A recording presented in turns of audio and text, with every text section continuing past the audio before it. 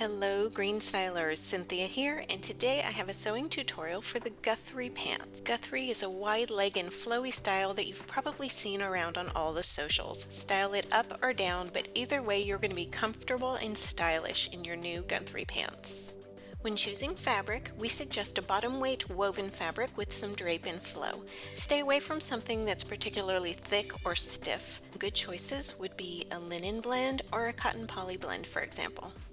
Cut two fronts as mirror images, P1 pleated or P5 flat.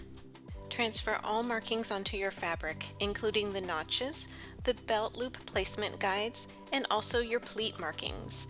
I like marking the pleats on the right side and also the wrong side of the fabric. Finally, mark the faux fly stitch line on the right side of your fabric.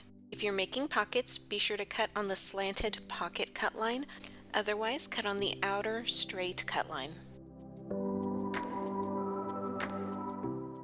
Cut two of the back, piece P2 as mirror images, again making sure to transfer all notches and markings onto your fabric.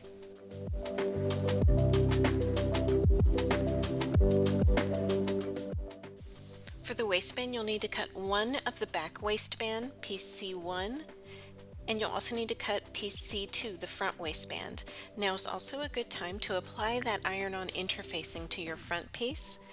And while we have our pieces out, go ahead and mark the center of both waistband pieces. If you're adding pockets, you'll need to cut 4 of piece P3, the pocket piece, 2 sets of mirror images. Cut one set along the straight outer cut line and cut the other set along the inner slanted cut line. And finally, if you're making belt loops, you'll cut one piece P4, the belt loops piece.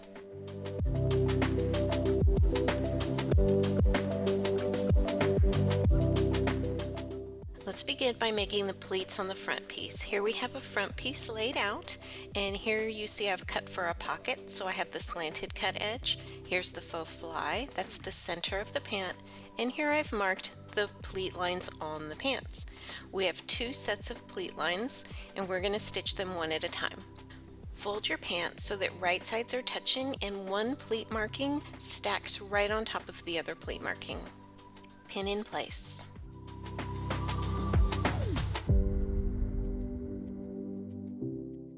And notice I've marked the pleat lines on the wrong side of the fabric in addition to the right side. Marking it on the wrong side will help when it comes to stitching. Use a straight stitch and stitch from one end to the other end of the pleat marking. Make sure to back stitch to lock your stitches at the beginning and end.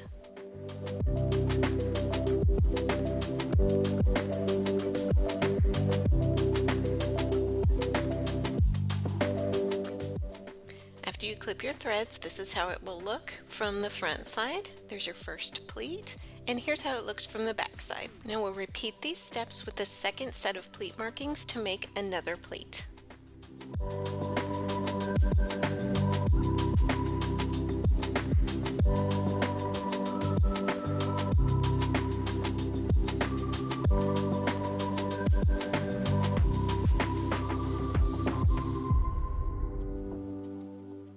And now here's how it will look with 2 pleats stitched in place in the front, and in the back you'll have that extra pleat fabric sticking out.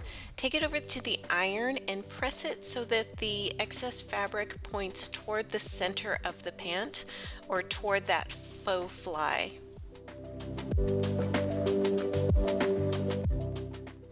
Iron the pleats down just a few inches or as far as you'd like, but once you've done that, your piece will look something like this. From the front and then from the back. Baste the top edge of your pleats in place using a basting stitch.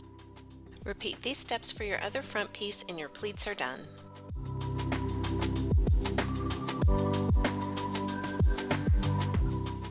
To begin our pockets, we need our front pant piece and our pocket piece. Both of them should be cut on the diagonal pocket cut line. I also recommend adding a 1/2 inch strip of interfacing to both of these diagonal edges. Since they were cut on the bias, they tend to stretch, and we don't want our pockets to stretch and sag open. Line up the pieces with right sides together and along that diagonal edge, pin in place.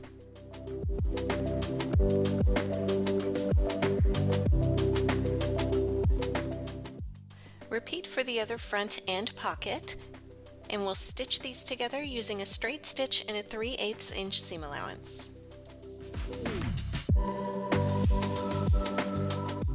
Fold the pocket piece toward the back and give that edge a nice press. Once ironed, it will look like this.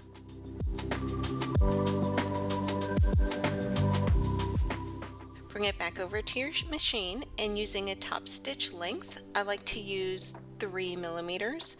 Top stitch about 1/8 of an inch from that edge.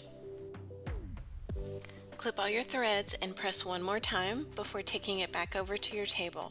Now we're going to attach the remaining pocket piece. With both the pants and the pocket laying right side facing down, we're going to slide the unattached pocket piece on top of the attached pocket piece, aligning them at this curved long edge. Pin in place, keeping in mind that you're only pinning the 2 pocket pieces together. We'll stitch along this curved line.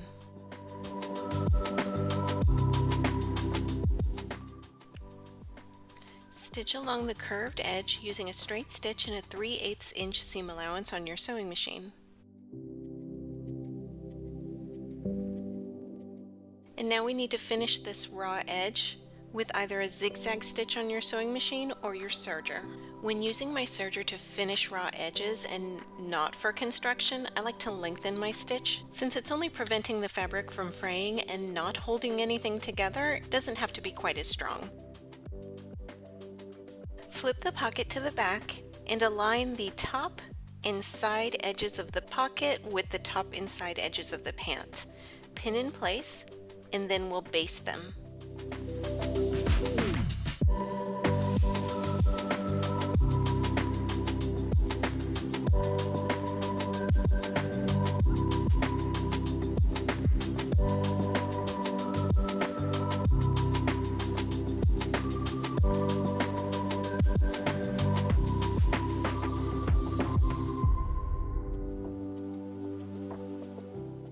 Once our 2 front pieces are ready, we'll attach them at the center front seam. Lay them with right sides together, aligning along that center front seam. Pin along the dashed stitch line that you transferred over from the pattern piece. We'll be stitching the 2 front pieces together along this line, and once we get here, we'll be stitching with a 3/8 inch seam allowance. And once again, use your sewing machine with a straight stitch following this dotted stitch line. Once we get to this point, the bottom curve, we'll be using a 3/8 inch seam allowance.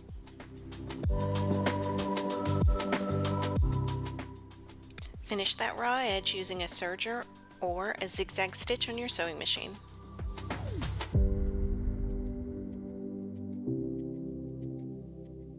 Now open up that piece and press the faux fly over toward the left. At this point, you can lay your stitch guide along that seam in order to copy the stitch line onto the front of your pant using chalk or disappearing ink. That'll make it much easier for stitching down that faux fly from the front.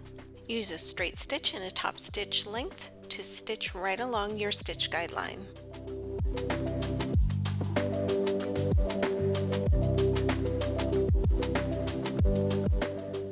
Backstitch at the beginning and end to lock your stitches, clip your threads and give it a nice press, and then wipe away that chalk.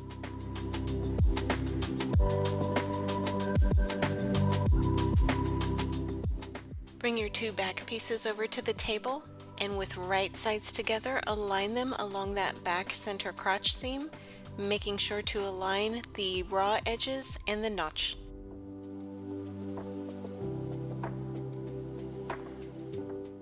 We'll stitch here using a straight stitch and a 3/8 inch seam allowance.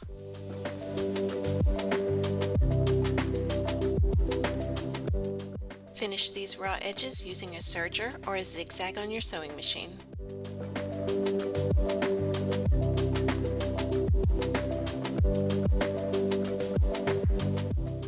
Press that seam over to one side. Then lay your back piece with right side facing up on your table. Bring over your front piece and lay it on top with right side facing down. We're going to pin the front and the back pieces along the side seams and also along the inseam. Make sure to line up the notches.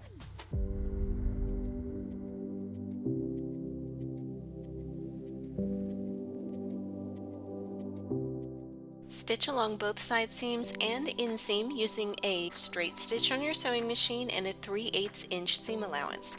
Then finish all of those edges using a serger or zigzag stitch on your sewing machine.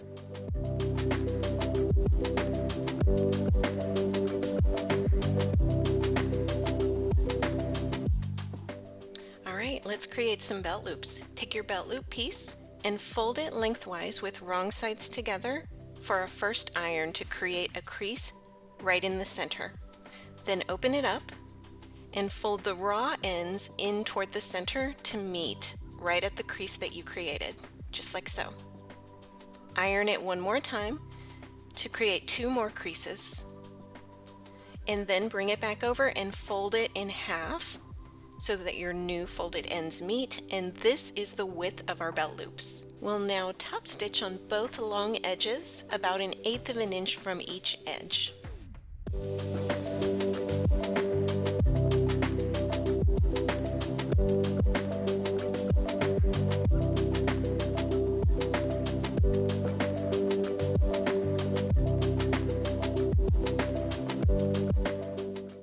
Now cut this long piece into 5 equal pieces. They'll be about 3 3/8 of an inch each. You'll have a tiny little piece left over. Pin the belt loop pieces along the waistline using the suggested locations from your pattern piece, but you're also welcome to move them around as you desire. If the stitching on one side of your belt loop looks better than the other side, make sure that side is facing downward toward the pants. Once pinned, baste into place right along the top edge only. We'll leave them basted for now and finish the belt loops after the waistband. In this video, I'll be presenting waistband method number 1 from the tutorial. Before you begin, I recommend marking the center point on both the front and back waistbands. Then make sure you've applied interfacing to the front waistband. The next step is to iron a center crease down the center of both front and back waistbands. This will be helpful in a future step. Now we're ready to pin the front waistband to the back waistband along the short edges. Stitch in place using a straight stitch on your sewing machine.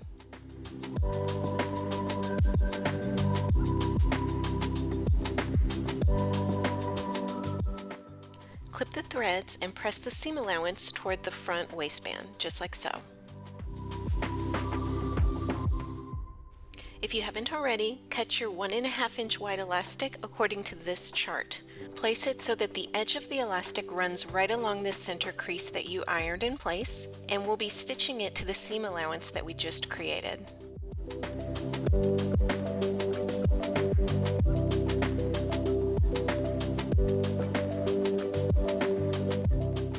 Pull the front waistband out of the way so that you're stitching only through the elastic and the seam allowance, and use a straight stitch on your sewing machine. I went ahead and stitched 2 rows of stitches for extra strength, but that's optional.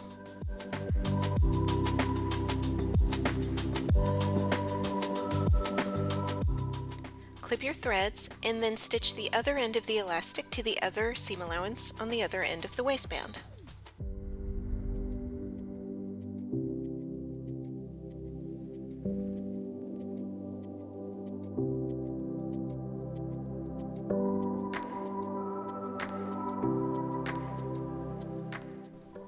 Now with the seam allowance toward the front, just as you ironed it, fold the entire waistband in half and we'll baste along that long bottom edge.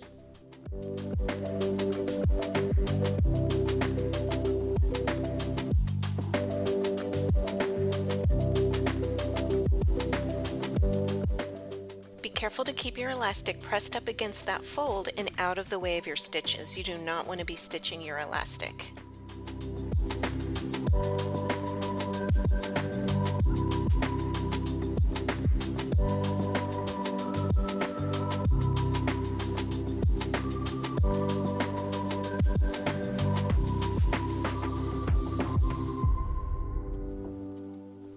Now your waistband is ready to attach to your pants.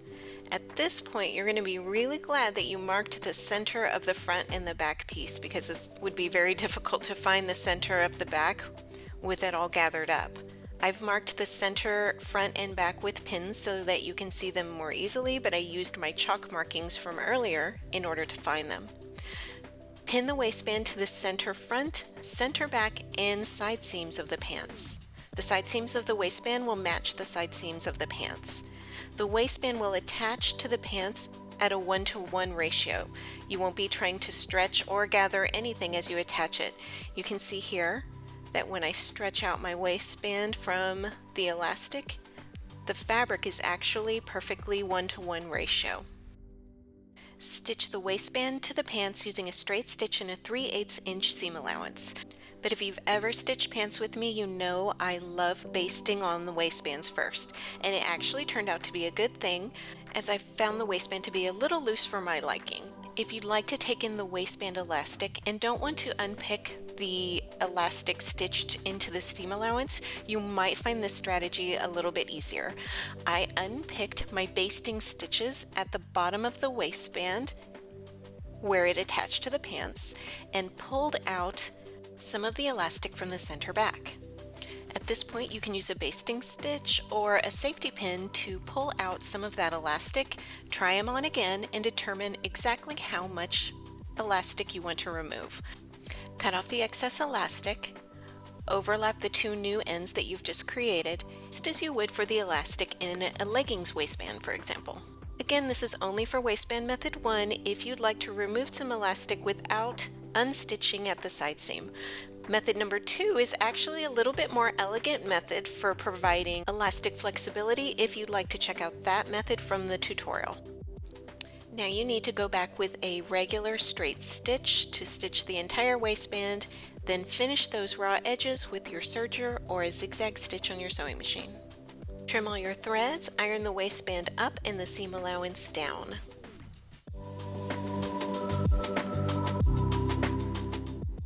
Now let's finish off those belt loops. We'll begin by stitching down the bottom of the belt loop. Press the belt loop down and stitch the belt loop in place about 1/8 of an inch below the waistband seam. You'll be stitching through the belt loop, through the front of the pant, and through the seam on the back side. Stitch back and forth several times to secure that belt loop.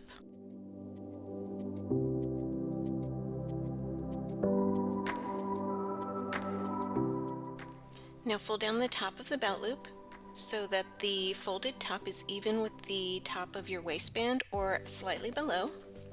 You can press it in place to make sure you like how it looks.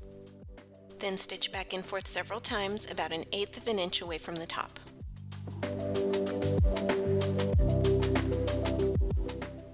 Carefully trim away any excess belt loop length if you'd like.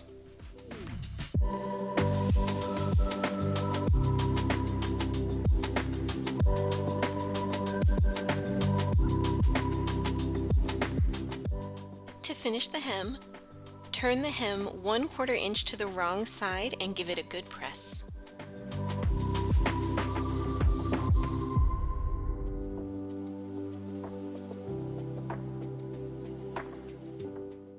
Now we'll fold the new bottom edge up 1 inch to create our hem. To easily find 1 inch, I've marked a line 2 inches from the new bottom, and I'm folding up the folded edge to meet the line that I've drawn. Fold it up and pin in place, but don't iron quite yet.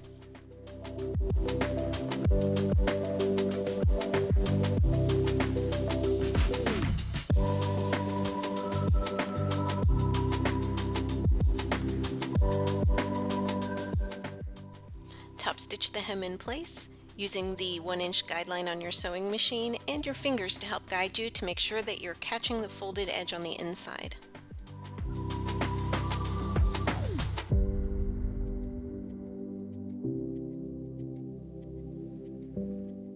Trim the loose threads, and now you can give it a good press, and you are done.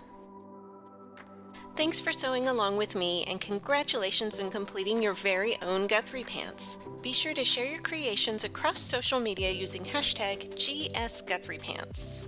Until next time, I'm Cynthia, wishing you happy sewing from all of us at Greenstyle.